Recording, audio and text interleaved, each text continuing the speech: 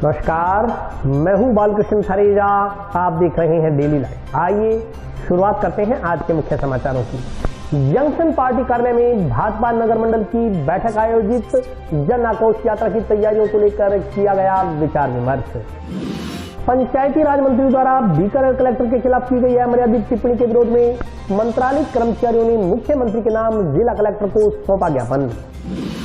जयपुर में संविदा नर्सिंग कर्मियों पर किए गए लाठीचार्ज के विरोध में नर्सिंग कर्मियों ने कार्यस्थल पर काली पट्टी बांधकर जताया विरोध।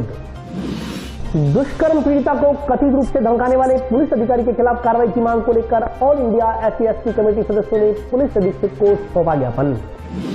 समस्याओं का समाधान न होने से परेशान रोडवेज कर्मचारियों ने दी कल से बसों के चक्का जाम की चेतावनी। और अब समाचार विस्तार से। भारतीय जनता पार्टी हनुमानगढ़ जंक्शन नगर मंडल की बैठक बुधवार को जिला मुख्यालय स्थित पार्टी कार्यालय में आयोजित की गई। भारतीय जनता पार्टी के जंक्शन नगर मंडल की बैठक बुधवार को जिला मुख्यालय स्थित पार्टी कार्यालय में आयोजित हुई। बैठक में भाजपा जिलाध्यक्ष बलबीर बिश्नोई, पूर्व मंत्री डॉक्टर राम प्रताप सहित अन्य लोग मंचासीन रहे। बैठक को संबोधित करते हुए वक्ताओं ने 2 दिसंबर से जिले में निकाले जाने वाली जन आक्रोश यात्रा की तैयारियों पर चर्चा की। बैठक के बाद मीडिया से बातचीत करते हुए भाजपा जिलाध्यक्ष बलबीर बिश्नोई ने कहा कि भारतीय जनता पार्टी की कार्य पद्धति के अनुसार पहले प्रदेश में 12-13 नवम्बर को झुंझुनू में बैठक हुई। प्रदेश के बाद जिले में बैठक होती है। इस बैठक में पार्टी की ओर से किए गए कार्यों की समीक्षा के साथ आगामी कार्यक्रमों पर विचार विमर्श होता है। 19 नवंबर को जिला कार्य समिति की बैठक पीलीबंगा में हुई। अब सभी मंडलों पर बैठकें हो रही हैं। उन्होंने कहा कि प्रदेश की भ्रष्ट सरकार व कुशासन राज के खिलाफ भाजपा की ओर से जन आक्रोश यात्रा निकाली जाएगी। यह जन आक्रोश यात्रा प्रत्येक विधानसभा क्षेत्र में जाएगी। 29-30 नवंबर को 5 रथ जिला मुख्यालय पहुंच जाएंगे। इसके बाद 2 दिसंबर से जिले के प्रत्येक विधानसभा क्षेत्रों के लिए 5 रथों को एक साथ रवाना किया जाएगा। यह जन आक्रोश यात्रा जनता के बीच पहुंचकर उनका समर्थन हासिल करने के साथ प्रदेश सरकार की नाकामियों से अवगत करवाएगी। कांग्रेस की भारत जोड़ो यात्रा के सवाल के जवाब में उन्होंने कहा कि कांग्रेस अगर भारत को जोड़ने वाली होती तो 1947 में अखंड भारत टूटता ही क्यों। उस समय भाजपा तो थी नहीं, न ही कोई अन्य दल था। तोड़ने वाले भारत को कभी जोड़ नहीं सकते। 100 साल पुराने इतिहास वाली कांग्रेस पार्टी अपने कर्मों से आखिरी सांसें गिन रही है। कांग्रेस के खुद के विधायक नहीं जुड़ रहे, विधायकों ने इस्तीफे दे रखे हैं। पार्टी के वरिष्ठ नेता छोड़ कर जा रहे हैं। जो अपनी पार्टी को नहीं जोड़ पा रहे वह भारत को कैसे जोड़ेंगे। उन्होंने कहा कि प्रदेश की कांग्रेस सरकार महिलाओं, दलितों पर हो रहे अत्याचारों पर लगाम लगाने में पूरी तरह नाकाम रही है। प्रदेश सरकार में जमकर भ्रष्टाचार हो रहा है। कानून व्यवस्था नाम की कोई चीज नहीं है। युवाओं के साथ धोखा हुआ है। कोई परीक्षा संपूर्ण नहीं हुई। महत्वाकांक्षी योजनाएं बंद कर दी गई हैं। स्थानीय नगर परिषद में भी भ्रष्टाचार का बोलबाला है। गरीबों के घर उजाड़े जा रहे हैं। साधन संपन्न लोगों को कब्जे करवाए जा रहे हैं। उन्होंने सवाल उठाया कि यह कैसा न्याय है। एक तरह से प्रदेश में जंगल राज है। हनुमानगढ़ जिले की बात की जाए तो पुलिस के संरक्षण में नशे की बिक्री हो रही है। युवा पीढ़ी बर्बाद हो रही है। अगर हमने अब यह मुद्दा या नशे के खिलाफ आवाज नहीं उठाई तो आने वाली पीढ़ियां हमें माफ नहीं करेंगी। इन सब बातों को लेकर भाजपा जनता के बीच जाएगी। इस मौके पर भाजपा युवा नेता अमित साहू, जुगल किशोर गौड़, पवन श्रीवास्तव, मोहन चंगोई, हिमांशु बैरसी, सुरेश तमीजा, स्वर्ण सिंह सहित कई कार्यकर्ता मौजूद रहे। और नगर परिषद के जो कांग्रेस के नेतागण हैं जो इस समय नगर परिषद के बोर्ड को चला रहे हैं, तो हालत यह है कि जनता को भगवान भरोसे छोड़ दिया गया है और केवल हनुमानगढ़ की जनता को पीसने का काम किया है। इस नगर परिषद जो कांग्रेस समर्थित है, चाहे वो राजस्थान सरकार की नीतियां हो, अपने अपने स्तर पर सब इसको लूटने में लगे हुए हैं। और हमारा इन परिस्थितियों में यह दायित्व बनता है, हम कार्यकर्ताओं का, भारतीय जनता पार्टी के ऊर्जावान कार्यकर्ताओं का हमारा ये दायित्व बनता है कि हम नगर परिषद की जो ये भ्रष्टाचारपूर्ण, भेदभावपूर्ण जो नीति है, इसका पुरजोर विरोध करें। देखो, भारतीय जनता पार्टी कार्यपद्धति के अनुसार पहले हमारी प्रदेश में बैठक होती है तो 12-13 को झुंझुनू में, प्रदेश के बाद जिले में बैठक होती है।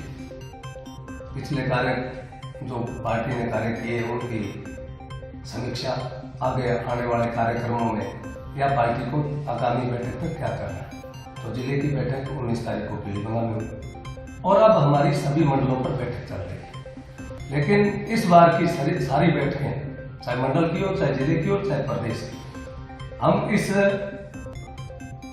भ्रष्ट सरकार, कुशासन राज, इस प्रदेश सरकार के साथ प्रदेश सरकार के खिलाफ जन आक्रोश यात्रा करेंगे। प्रत्येक विधानसभा में हमारी जन आक्रोश यात्रा जाएगी। 5 रथ हमारे 29 या 30 तारीख को यहाँ आ जाएंगे। 2 तारीख से प्रत्येक विधानसभा में एक साथ हम 500 रथ रवाना करके और जनता में जाएंगे। जनता का समर्थन भी हासिल करेंगे और जनता को बताएंगे कि ये प्रदेश कांग्रेस सरकार महिला अत्याचार में पूरे देश में नंबर 1, दलितों पर अत्याचार में नंबर 1, भ्रष्टाचार का कोई हिसाब नहीं, नंबर 1। इस प्रकार इस जंगल राज और खासतौर पर इस जिले की बात करें तो नशा जो पुलिस के संरक्षण में बिक रहा है, युवा पीढ़ी बर्बाद हो रही है।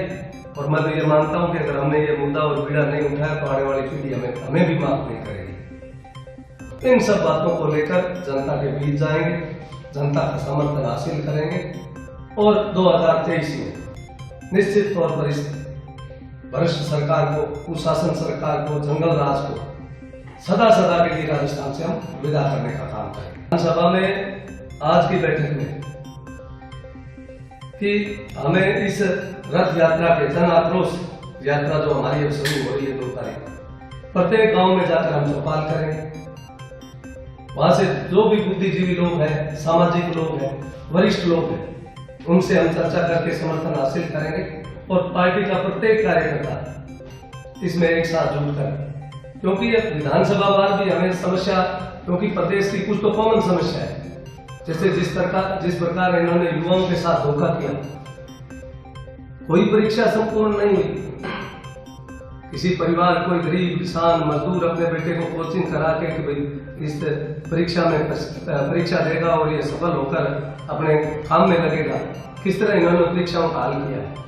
किसान के साथ झूठा वादा की संपूर्ण कर्जा माफ करेंगे, कौन सा कर्जा माफ किया, बिजली की दरें नहीं बढ़ाएंगे, अब होगा न्याय, कौन सा न्याय किया, सबसे ज्यादा दलितों पर और महिलाओं पर अत्याचार, कानून व्यवस्था नाम की कोई चीज नहीं। जो योजनाएं लागू की थी इस शहर के लिए कितनी महत्वाकांक्षी योजना था, शहर कोई समझे नहीं समझे। 281 करोड़ की सबसे पहले आदमी को चाहिए तो पीने का शुद्ध पानी चाहिए, उसका इन्होंने क्या हाल किया। नगर परिषद की बात करो तो भ्रष्टाचार, रोज कोर्ट से स्टे आ रहे हैं, गरीबों के घर उजाड़े जा रहे हैं और साधन संपन्न लोगों को उपलब्ध कराए जा रहे हैं। ये कौन सा न्याय? इस अन्याय के खिलाफ भारतीय जनता पार्टी एकजुट होकर लड़ेगी। बीकानेर में पंचायती राज मंत्री द्वारा जिला कलेक्टर के खिलाफ की गई कथित अमर्यादित टिप्पणी के विरोध में आज मंत्रालय कर्मचारियों ने मुख्यमंत्री के नाम जिला कलेक्टर को ज्ञापन सौंपा।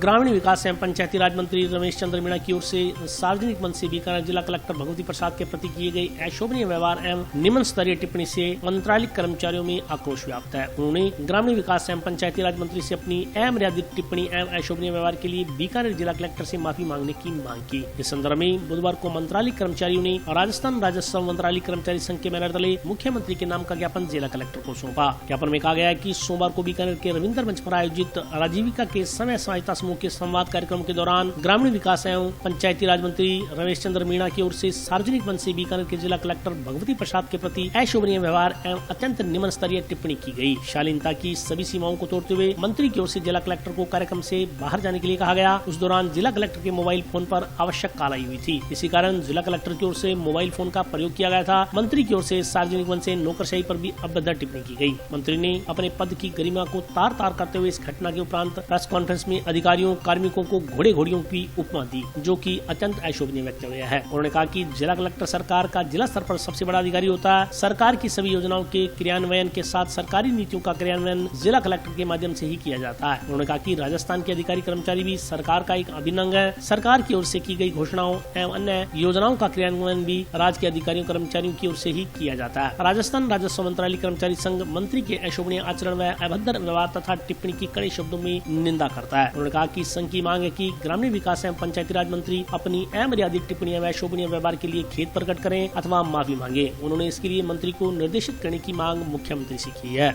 बीकानेर जिला कलेक्टर मुद्दे के साथ में जो अभी मंत्री मुद्दे ने अपशब्द बोल के उनका जो अपमान किया था, उस अपमान के संबंध में हमारे पूरे राजस्थान के राजस्व मंत्रालय कर्मचारी से व्यथित हुआ और हमारे मुखिया के साथ में इस प्रकार की घटना होने के कारण हनुमानगढ़ जिला भी बहुत ही व्यथित होने के कारण आज माननीय जिला कलेक्टर महोदय को मुख्यमंत्री के नाम से ज्ञापन दिया गया। हम मुख्यमंत्री महोदय से आशा करते हैं कि वो इसके अंदर संज्ञान लेके नियमानुसार जो भी उचित कार्य। जयपुर में संविदा नर्सिंग कर्मियों पर किए गए लाठीचार्ज के विरोध में बुधवार को जिले भर के नर्सिंग कर्मियों ने कार्यस्थल पर काली पट्टी बांधकर विरोध दर्ज करवाया।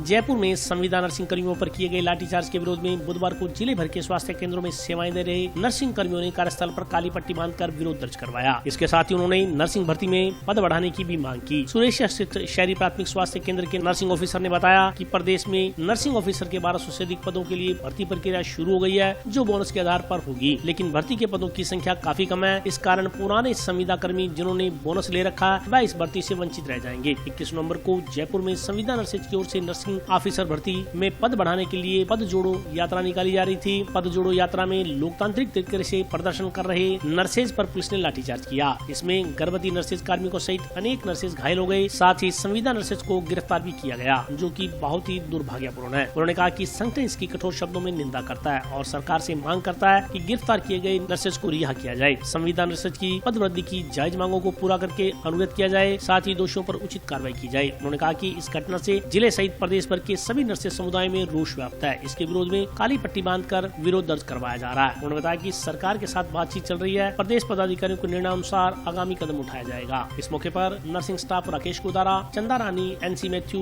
एएनएम स्टाफ बृहस्पति देवी, संजीव कुमार शर्मा सहित अन्य लोग उपस्थित रहे।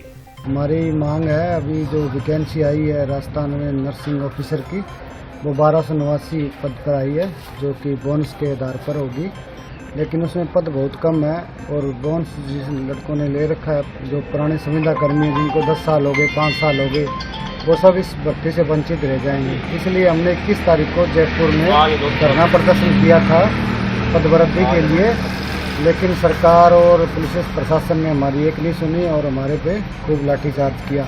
इस विरोध में आज हम काली पट्टी बांध के विरोध प्रदर्शन कर रहे हैं। आगे अभी सरकार के साथ बातचीत चल रही है, अभी जो भी डिसीजन आएगा वो बता दिए। दुष्कर्म पीड़िता को नामजद आरोपियों की जगह अन्य लोगों के नाम लेने के लिए कथित रूप से धमकाने वाले जांच अधिकारी के खिलाफ कार्रवाई करने व नामजद आरोपियों को गिरफ्तार करने की मांग को लेकर ऑल इंडिया SC/ST OBC व माइनॉरिटी ब्रदरहुड कमेटी सदस्यों ने बुधवार को जिला पुलिस अधीक्षक को ज्ञापन सौंपा।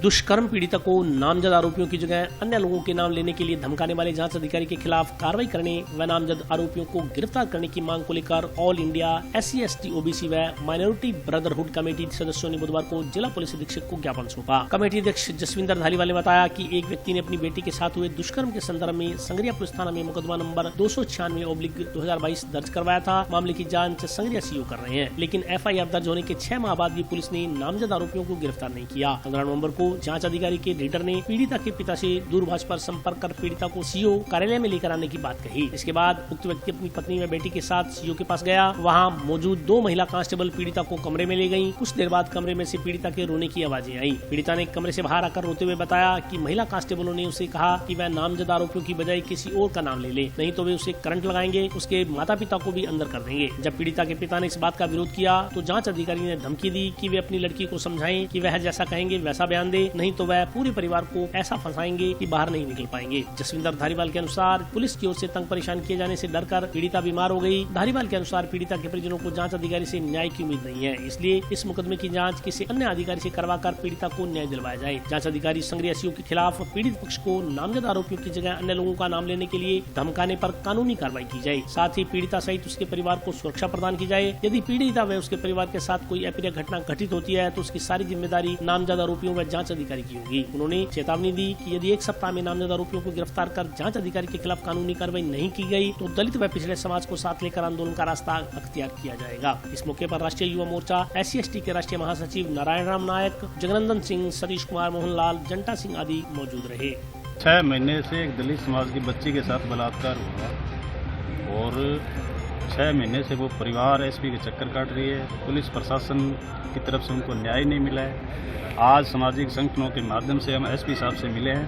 SP साहब ने 15 दिन का आश्वासन दिया है, 15 दिन के बाद में आकर के फिर मिलेंगे और अगर उसके बाद भी न्याय भी नहीं मिलता है तो सारे सामाजिक संगठन मिलकर के इस परिवार को आंदोलन चलाना पड़े, संघर्ष करना पड़े, इस परिवार को न्याय दिलाएंगे। मैं मीडिया के माध्यम से आपको अवगत कराना चाहता हूँ SP साहब को भी कि 12/5/2022 को संगरिया थाना में एक नाबालिग बच्ची जिसके FIR नंबर 296 था, पोक्सो एक्ट में मुकदमा दर्ज हुआ, जिसकी जांच CO संगरिया प्रतीक मिल जी के पास है। उक्त अधिकारी से मेरी काफ़ी बार संपर्क हुआ तो उन्होंने स्वयं जांचेबाजी की और कुछ नहीं है, मुलजिमों को बचाने का काम कर रही हैं। 15/11/2022 को सीओ साहब ने जो सबसे बड़ी गलती की, जिसका हमें बहुत बड़ा एतराज़ है, कि उन्होंने बच्ची को थाने में अपने सीओ ऑफिस में बुलाकर बच्ची के साथ, जबकि उसकी माँ थी, बाप था, अकेली नाबालिग 13-14 साल की बच्ची को बंद कमरे में 2 महिला कांस्टेबलों के सहयोग से सीओ साहब ने धमकी दी कि बयान बदलिए, अदरवाइज आपको करंट लगाएंगे, ये हकीकत है, और तेरे माँ बाप को भी अंदर करेंगे। मेरी सीओ साहब से बात हुई, मेरी सीओ साहब से फ़ोन पे बात हुई, मैं कि सीओ साहब ये आप क्या कर रहे हो, जबकि आपको महिला यदि मुलजिम है ना तो भी उसके घर पे जाके बयान लेने चाहिए। ये तो मुस्तकिल नाबालिग बच्ची है, जब उसका माँ और बाप साथ में है तो आपने उनको साथ क्यों नहीं बिठाया। तो सीओ साहब ने, जिसकी मेरे पास रिकॉर्डिंग है, फ़ोन काट दिया। अब हम एसपी साहब से मांग करते हैं आज, SC ST OBC के सभी संगठन,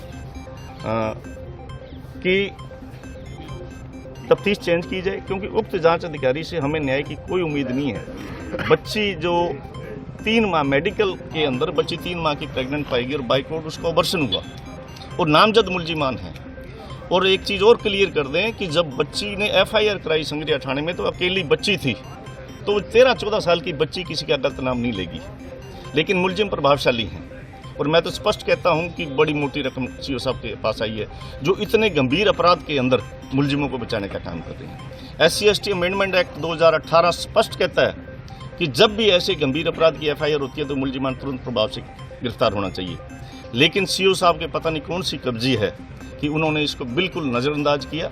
आज हम SP साहब से सभी SC ST OBC के जितने भी संगठन हैं वो मांग करना चाहते हैं कि एक तो सीओ साहब के खिलाफ मुकदमा दर्ज किया जाए आर्टिकल 4 के अंदर, क्योंकि उन्हें SC के नाबालिग बच्ची के खिलाफ ड्यूटी में कोताही बरती है, और दूसरा तुरंत प्रभाव से जांच चेंज करके मुलजिम को गिरफ्तार किया जाए, ना कि तफ्तीश का कोई बहाना बनाया जाए। रोडवेज कर्मचारियों ने अपनी मांगों को लेकर सरकार की ओर से कोई सकारात्मक रुख नहीं अपनाए जाने के विरोध में बुधवार को 9वें चरण के तहत 24 घंटे तक रोडवेज बसों का चक्का जाम करने की घोषणा की।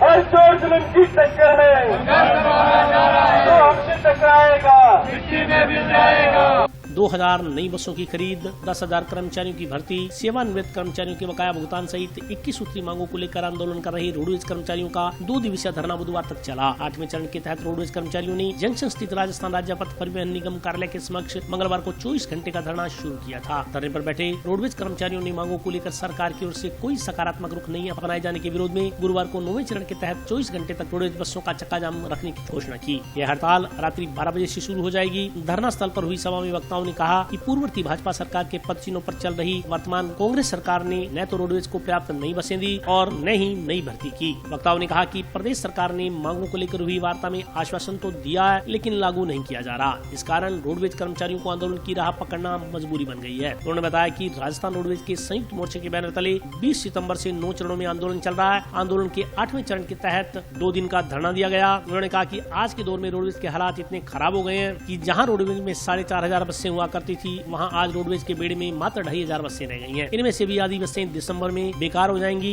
रोडवेज बसों को ठीक करने के लिए मैकेनिक तक भी उपलब्ध नहीं है। उन्होंने कहा कि रोडवेज के सेवानिवृत्त कर्मचारियों को 8-9 माह के बाद भी परिलाभ का भुगतान नहीं किया गया। रोडवेज में कार्य करने वाले कर्मचारियों की स्थिति यह है कि 1 तारीख को मिलने वाला वेतन 2-2, 3-3 माह बाद मिल रहा है। सेवानिवृत्त कर्मचारियों को 3 माह बाद पेंशन मिल रही है। उन्होंने कहा कि अब तक 8 चरणों में हुई आंदोलन के बावजूद सरकार टस से मस नहीं हुई। सरकार को जगाने के लिए 23 नवंबर की रात्रि की समाप्ति यानी 24 नवंबर शुरू होने पर 24 घंटे के लिए रोडवेज बसों का चक्का जाम किया जाएगा। उन्होंने कहा कि इसके बाद भी सरकार ने रोडवेज कर्मचारियों की समस्याओं का समाधान नहीं किया तो संयुक्त मोर्चा को बेमियादी समय के लिए रोडवेज की हड़ताल करने का निर्णय लेने को मजबूर होना पड़ेगा। इस मौके पर देवदत्त स्वामी, नायब सिंह, तारा सिंह सहित अन्य लोग उपस्थित रहे।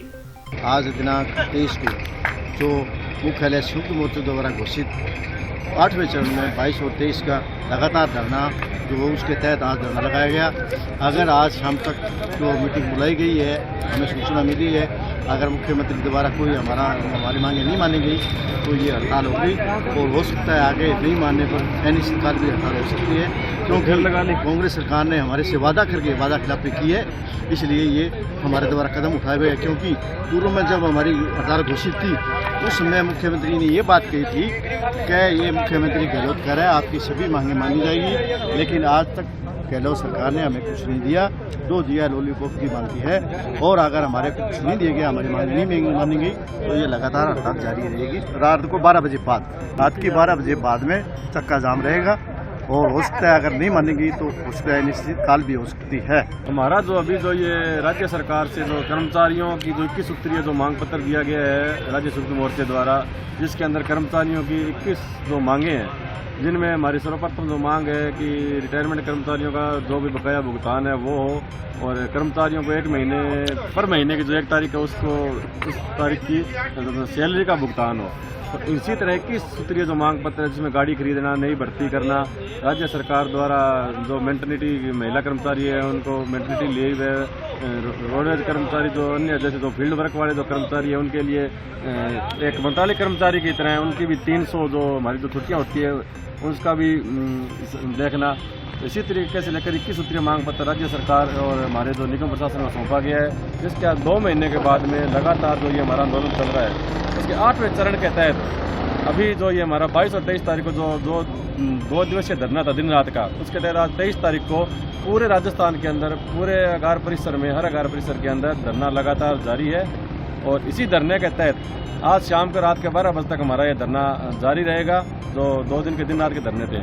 और आज जैसे अभी सुनने में आ रहा है कि आज शाम को मुख्यमंत्री जी के साथ वार्ता है शाम को 5 बजे। अगर वो वार्ता सफल हो जाती है, हमारी मांगे मानी जाती है, तब तो जो भी संयुक्त मोर्चा का आगे यानी संयुक्त मोर्चा जो भी हमें आगामी आदेश देगा उसके हिसाब से होगा।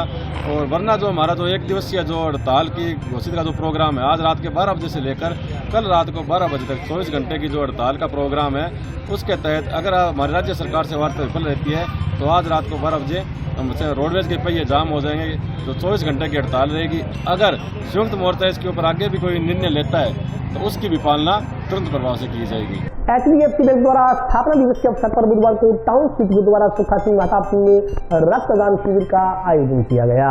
टाउन स्थित ऐतिहासिक गुरुद्वारा शहीद बाबा सुखा सिंह महताब सिंह में बुधवार को HDFC बैंक के स्थापना दिवस पर रक्तदान शिविर का आयोजन किया गया। शिविर में बैंक के अधिकारियों कर्मचारियों ने अपनी सेवाएं दी। इस मौके पर शाखा प्रबंधक ने कहा कि रक्तदान दुनिया का सबसे बड़ा महादान है। आज हम सब सौभाग्यशाली हैं कि किसी जरूरतमंद को हम लोगों का रक्त काम आएगा। शिविर में 65 यूनिट रक्त संग्रहित किया गया। इस मौके पर बैंक शाखा के क्लस्टर हेड सुशील बिश्नोई, हर्षुद रामचंदानी, जगदीप सिंह, राजवीर सिंह, आशीष गर्ग, शाइना, भारती लड्डा, नीतू शर्मा, अनिल गोयल, अलीशा सेतिया, आस्था गर्ग, पार्वती, सोहन सिंह आदि मौजूद रहे।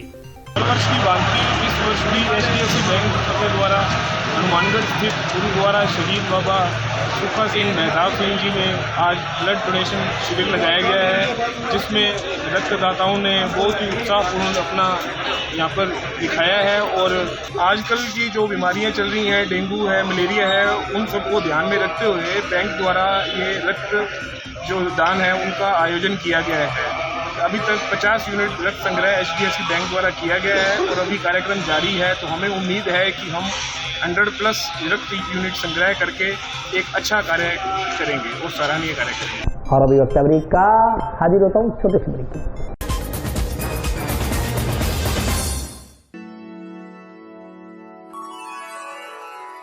यूं तो कई बार मुझे हंसते देखा है, पर ये हंसी कुछ और है। ये गहना मुझ पर जचता है, पर ये महज एक गहना नहीं, ये रूपरेखा है मेरे मन की, हंसती खिलखिलाती लहरों की, जो आतुर थी अब तक मुझ पर सजने को। इसलिए ये गहना ही मेरा सच्चा श्रृंगार है, श्रृंगार है, श्रृंगार है।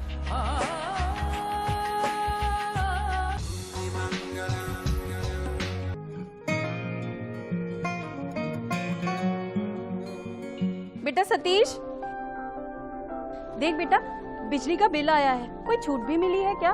बजट में तो मुख्यमंत्री जी छूट देने के लिए बोल रहे थे। अरे हाँ माँ, इसमें तो 750 रुपए कम करके आए हैं। अरे वाह, धन्यवाद मुख्यमंत्री जी। सिर्फ आपको ही नहीं, प्रदेश में ये छूट किसी न किसी रूप में सभी को मिल रही है। 100 यूनिट तक बिजली उपभोग करने वाले उपभोक्ताओं को 50 यूनिट भुगतान तक की छूट, 150 यूनिट तक वाले उपभोक्ताओं को 3 रुपए प्रति यूनिट और 150 से 300 यूनिट तक उपभोग करने वाले उपभोक्ताओं को 2 रुपए प्रति यूनिट की छूट दी जा रही है। याद रहे, बिजली की बचत ही बिजली का उत्पादन है। ब्रेक के बाद स्वागत है। आइए नजर डालते हैं अगले समाचारों पर। टाउन स्थित अरोडोस धर्मशाला में चल रही शिक्षा विभाग की 3 दिवसीय कार्यशाला का बुधवार को समापन हुआ।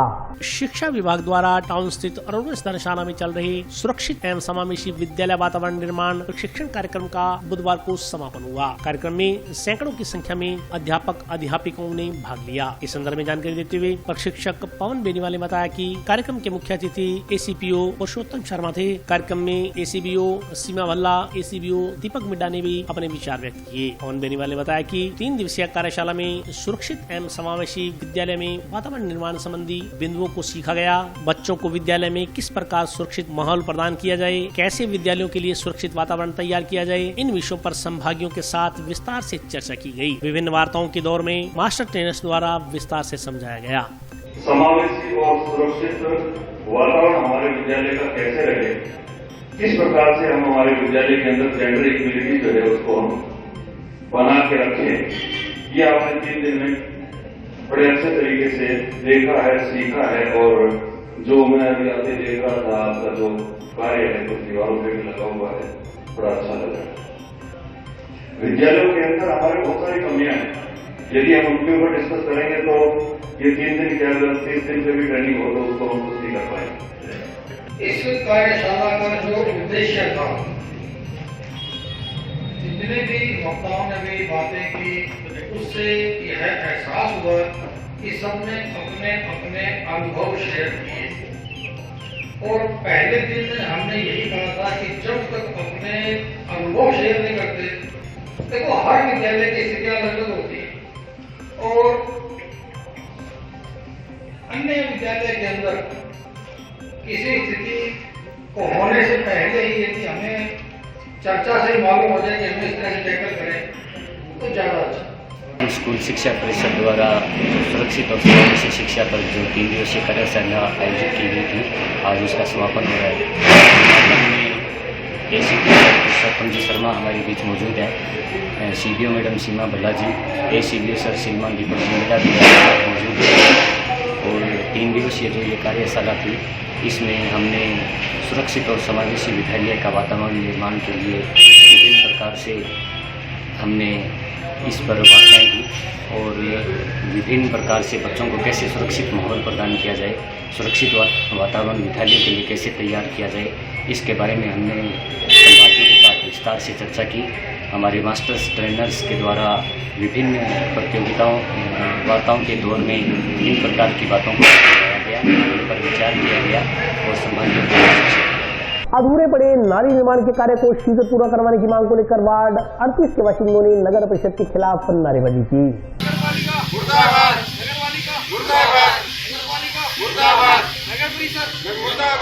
टाउन के वार्ड 38 रूपनगर गली नंबर 3 के बाशिंदे नालियों के अधूरे निर्माण कार्य से परेशान हैं। नगर परिषद की ओर से नाली रिपेयरिंग व सीसी सड़क निर्माण के लिए जिस निर्माण एजेंसी को ठेका दिया गया, उस निर्माण एजेंसी की ओर से कई जगह नाली की मरम्मत तो करवा दी गई, लेकिन उस पर लोहे की जालियां लगाकर नाली को ढकवाया नहीं गया। कई जगह नाली की मरम्मत का कार्य अधूरा छोड़ दिया गया, जबकि सड़क का निर्माण कार्य अभी तक शुरू नहीं हो पाया। बताया जा रहा है कि नाली व सड़क निर्माण कार्य के लिए जुलाई माह में टेंडर हुए थे, जबकि करीब 4 माह बीत जाने पर भी निर्माण कार्य अधूरजूल में ही लटक रहा है। इसके खिलाफ बुधवार को गली नंबर 3 के बाशिंदों ने मौके पर एकत्रित होकर नगर परिषद के खिलाफ नारेबाजी कर रोष प्रकट किया। टाउन के वार्ड नंबर 38 रूपनगर गली नंबर 3 के निवासियों ने बताया कि गली नंबर 3 में सड़क निर्माण कार्य के लिए जुलाई माह में टेंडर हुआ था। 8 सितंबर को ठेकेदार की ओर से निर्माण कार्य शुरू किया गया। अभी सिर्फ नालियां बनाने का कार्य हुआ है। गली में चौराहों पर बनी नालियां भी उखाड़ कर छोड़ दी गई हैं। नालियों को ढका तक नहीं गया। नालियों के अधूरे निर्माण कार्य से कई कॉलोनियों का मुख्य रास्ता होने के कारण आवागमन में दिक्कतों का सामना करना पड़ रहा है। वार्डवासियों ने बताया कि कई जगह से सड़क भी उखाड़ दी गई है। वार्ड पार्षद की ओर से सुनवाई नहीं की जा रही। ठेकेदार से बात की जाती है तो बजट नहीं होने का बहाना बनाया जाता है। इस संदर्भ में नागरिक परेशान हो रहे हैं। वार्डवासियों के अनुसार 2 दिन पहले ही वार्ड की एक महिला नाली में गिरकर घायल हो गई। उन्होंने नालियों के अधूरे निर्माण कार्य को पूर्ण करवा उन पर लोहे की जालियां लगवाने व सड़क का शीघ्र निर्माण करवाने की मांग की है। मैं इसलिए लगा रहा था कि वार्ड नंबर 38 में गली नंबर 3 में 3 महीने हो गए, नालियां भी आधी अधूरी हैं, सड़कें भी चालू नहीं की है और खड्डे खड्डे बना रखे हैं और जो नालियों के ऊपर जो पुलियाँ हैं वो उखाड़ के फेंक दी। हम 3-3 गलियाँ घूम करके आते हैं और कल परसों एक औरत है वो नाली में गिर गई थी, उसके पैर में चोट लगी है और वार्ड मेंबर को बुलाते हैं तो वो आता नहीं है, कोई नहीं सुनता हमारी। और ये हमारी मेन समस्या है, हमें बहुत दिक्कत है इस बात की। करवाता होगा यहाँ तो होता नहीं। भी हमारा ये समस्या हल हो जाए, ये सड़क बना दी जाए और नालियाँ जो पुलियाँ हैं इनके पत्थर नहीं लोहे के जाल लगवा दिए जाएँ, जो नालियों की सफाई भी ढंग से होती रहे। बनाएंगे जो कब बनाएंगे, मिनी चंडीगढ़ कब बनाएंगे, जब कार्यकाल पूरा हो जाएगा तब बनाएंगे क्या। मेरे वार्ड का तो आप देख ही रहे हो। ये वार्ड के हमारे रूपनगर के सारे ये साथी खड़े हैं, इनसे पूछ लो आप क्या हाल है, और आप देख भी रहे हो। हमारे इसका गली नंबर 3 का सड़क का टेंडर जुलाई महीने में हुआ था और 8 सितंबर को ठेकेदार ने काम चालू किया। आपने देखा अभी तक सिर्फ नालियों का काम हुआ है और नालियां भी जितने भी चौराहे हैं सारी उखाड़ के छोड़ रखी हैं। सबको आने जाने में दिक्कत आ रही है। नालियों भी उसका भी काम हुआ नहीं है। इससे पहले मतलब ठेकेदार आता है जाता है, काम बंद पड़ा कर दिया उसने। पूरे लोगों को आने जाने में सबसे ये मतलब पीछे जितनी भी कॉलोनियाँ हैं, नई कॉलोनियाँ खुली है, सबका मेन रास्ता है और सबको इसी रास्ते पे आना पड़ता है और ये सबसे ज़्यादा परेशान हो रहे हैं लोग आने जाने के लिए। पार्षद को फ़ोन कर लो, वो कह रहा मेरे हाथ में थोड़ी है, ठेकेदार करेगा। ठेकेदार को फ़ोन कर लो, वो कह रहा मेरे पास बजट नहीं है, नगर पालिका पैसे नहीं दे रही है। यही चल रहा है पिछले 4-5 महीनों से।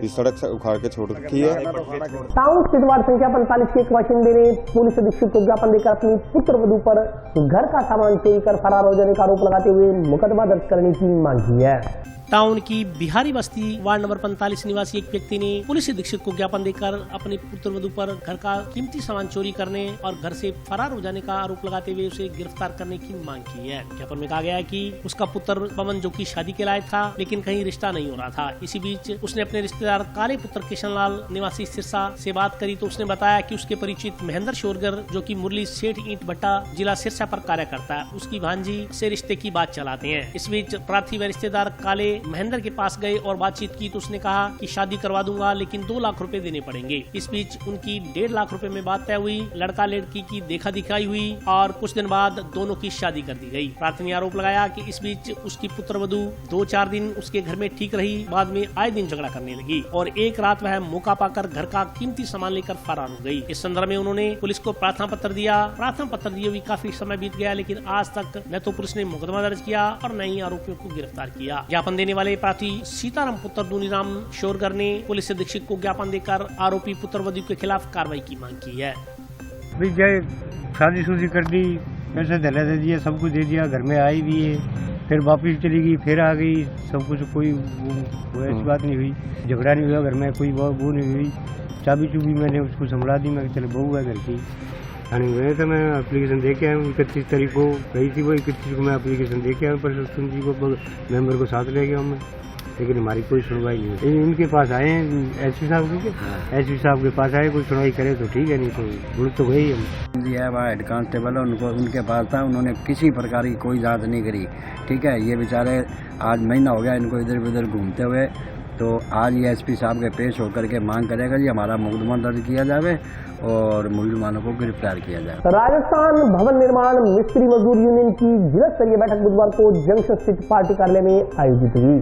राजस्थान भवन निर्माण मिस्त्री मजदूर यूनियन की जिला स्तरीय बैठक बुधवार को जंक्शन स्थित सीटू कार्यालय में जिला उपाध्यक्ष सुरेंद्र सोनी की अध्यक्षता में आयोजित हुई। बैठक में निर्माण कार्य से जुड़े मिस्त्री मजदूर पेंटर प्लम्बर आदि की समस्याओं पर चर्चा की गई। सामाजिक सुरक्षा व श्रम कानून के आधार पर मिस्त्री मजदूरों को मिलने वाली सुविधाओं पर भी विचार विमर्श किया गया। विभिन्न योजनाओं के तहत लंबे समय से रुका हुआ भुगतान करवाने की भी मांग की गई। इन समस्याओं को हल करवाने के लिए आगामी दिनों में श्रम विभाग कार्यालय पर प्रदर्शन करने का निर्णय लिया गया। बैठक में जिला सचिव भादु सिंह चौहान सहित अन्य पदाधिकारी मौजूद रहे। आज यहाँ हनुमानगढ़ जंक्शन में CITU ऑफिस पे राजस्थान भवन निर्माण मिस्त्री मजदूर यूनियन की जिला कमेटी की मीटिंग हुई है और इसमें तमाम वो एजेंडे जो मिस्त्री और मजदूर, चाहे वो प्लम्बर है, चाहे वो लकड़ी का काम करता है, चाहे वो POP का काम करता है, पेंटर है, मार्बल लगाने वाला, तमाम जो हमारे इलाके का मजदूर है, हमारे राजस्थान का मजदूर है, उसकी जो समस्याएं हैं, चाहे वो उसकी मजदूरी का सवाल है और जो राज्य सरकार ने एक मजदूर कार्ड बनाने के बाद जो सुविधाएं रखी है वो लगातार फार्म भरने के बाद भी वो जो पैसा सरकार की तरफ से मिलना था, चाहे वो बच्चे के जन्म पर मिलता है, चाहे वो कोई दुर्घटना हो जाए तब मिलता है, चाहे बच्चे की शादी पर मिलता है, वो कोई भी अभी पैसा लंबे टाइम से मिल नहीं रहा। इसलिए आज ये मीटिंग हमने की है हमारी यूनियन की, और ये सारी समस्याओं पर चर्चा करने के बाद हम आने वाले टाइम में बहुत जल्दी एक बड़ा प्रदर्शन श्रम विभाग पर, जो लेबर कोर्ट है, उस पर करेंगे और इन समस्याओं के लिए हम ज्ञापन भी देंगे। और पूरे इलाके में जो मजदूर काम कर रहा है, जो मिस्त्री और मजदूर जो चेचे का काम कर रहा है, उसको संगठित करने का काम, उसकी सही मजदूरी मिले। और बड़े स्तर पर ये होता है कि बड़ी बड़ी बिल्डिंग बनाने के बाद जो हमारा मिस्त्री और मजदूर है, जो छोटा ठेकेदार के तौर पर भी काम करता है, और वो विवाद पैदा होता है लेन देन का, उसके मजदूरी का विवाद भी पैदा होता है, और पूरा पैसा लास्ट में वो मजदूर को, मिस्त्री को, उनको मिलता नहीं। तो इन सारी समस्याओं पर चर्चा भी हम कर रहे हैं, और यह चर्चा करने के बाद हम भविष्य में बहुत जल्दी ही आने वाले अगले माह में एक प्रदर्शन भी करेंगे, और इस इलाके में उन मजदूरों को एक संगठित करने का काम हमारे जो राजस्थान भवन निर्माण मिस्त्री मजदूर यूनियन C2 से संबंधित है वो कर रही है। आज राजस्थान निर्माण मिस्त्री मजदूर यूनियन की जिले की बैठक यहाँ हो रही है।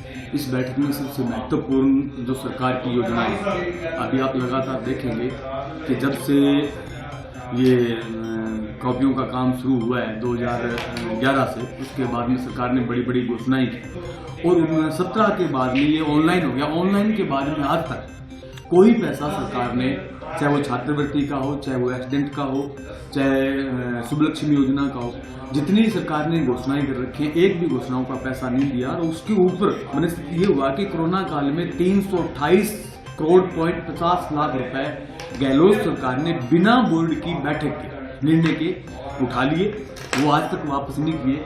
इसलिए वो जो तमाम पैसा मजदूरों का सेंस का था और जो उनको सुविधाएं मिलनी थी, वो सुविधाओं में कटौती होगी, एक पैसा नहीं मिला। इसके लिए आज हम बैठकर यहाँ रणनीति बनाएंगे, जल्दी लेबर कोड विभाग पर इसके लिए प्रदर्शन करेंगे, और जरूरत पड़ी तो लगातार हम यहाँ धरना और प्रदर्शन श्रम कार्यालय विभाग पर चलाएंगे, जब तक कि तमाम हमारे मजदूरों की जो कॉपियां जो पास कर रखी है इन्होंने, उनका वो मुआवजा जब तक नहीं मिल जाता तब तक हमारा संघर्ष जारी है। और आज के लिए बस इतना ही, कल फिर हाजिर होता हूँ नए समाचारों के साथ, तब तक के लिए नमस्कार।